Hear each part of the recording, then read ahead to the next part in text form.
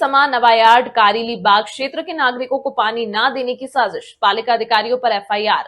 वडोदरा में छाड़ी समा नवायार्ड और कारीली बाग क्षेत्र के नागरिकों को पानी की सप्लाई रोककर परेशान करने की साजिश रचने वाले पालिका अधिकारियों के खिलाफ पुलिस में शिकायत दर्ज कराई गई है। मामला फतेहगंज पुलिस ने थाने में दर्ज किया। उत्तर जोन के डिप्टी एग्जीक्यूटिव इंजीनियर आलोक शाह ने पालिका के ही अधिकारियों संजय माली, गुणवंत सोलंकी और योगेश वसावा, जो रोड प्रोजेक्ट में नायब कार्यपालक इंजीनियर हैं, उनके खिलाफ लिखित शिकायत दर्ज कराई।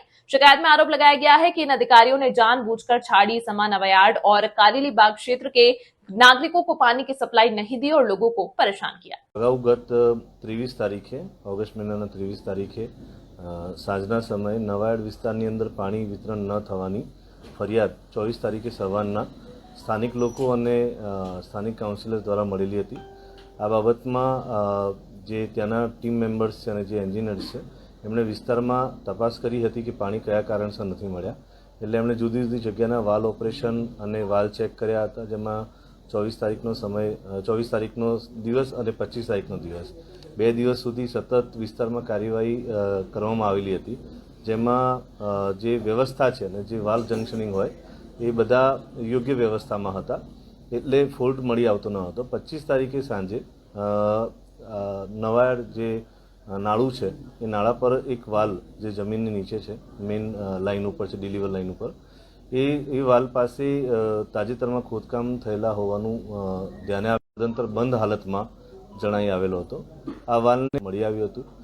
આથી પાણી પુરવઠા વિભાગ વિતરણની જે ટીમ છે એને શંકા ગઈ હતી કે જમીનની નીચેથી આ રીતે વાલ જે છે સદંતર બંધ જો છે તો કોઈના દ્વારા છેડછાડ કરવામાં આવેલી છે।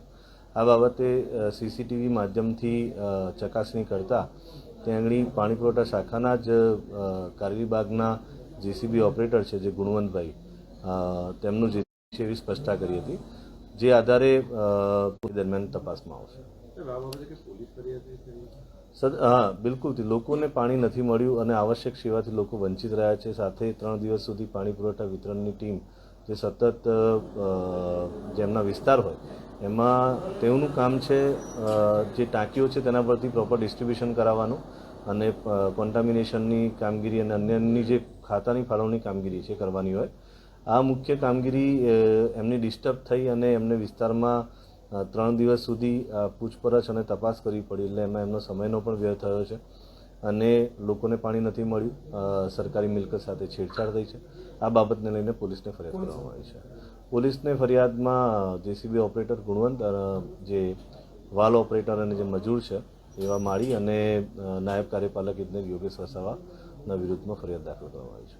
સાહેબ, આ સીસીટીવીમાં દેખાઈ રહ્યા છે, સીસીટીવીમાં ગુણવંત કરીને જે જેસીબી ઓપરેટર છે એ ત્યાં જતો અને કામ કરતો, કામ પૂરું કર્યા પછી ત્યાંથી રિટર્ન થતો દેખાય છે અને જે વાલ ઓપરેટર જે છે એ ભાઈ ત્યાં આગળ 2 વ્હીલર પર આવતા અને વાલ બંધ કરીને રિટર્ન જતા દેખાય છે।